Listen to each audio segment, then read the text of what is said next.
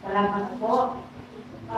Sabi ko dito sa ating scripture na awit faith, O Panginoon, aming Panginoon, pagkailan na iyong pangalan sa amin, na siyang naglagay ng iyong kalwalatian sa mga langit. Mula sa ibig ng mga sanggol, at ang mga susubso ay iyong tinatawag ang kalakasan.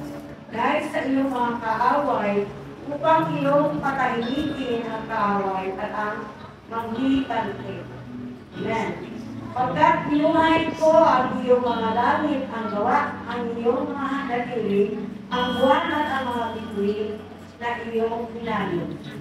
Anong ang tao upang iyong alalahanin siya, at hanap ng tao upang iyong dalawin siya? Sapagkat iyong ginawa siyang kaunting mababa lamang kaysa sa Diyos, at pinukutungan kung siya ng kalwalatian at karangalan. Iyong pinagtataglay siya ng kapangyarihan sa magagawa ng iyong mga kamay. Iyong inilagay ang lahat ng mga bagay sa ilalim ng kanyang mga paa. Lahat ng tupa at baka, oo, ang mga hayop sa parang, ang mga ibon sa himpapawid, at ang mga isda sa dagat. Anumang nagdaraan sa mga kalaliman ng mga dagat. O Panginoon, aming Panginoon, pagkailan ang iyong pangalan sa buong lupa.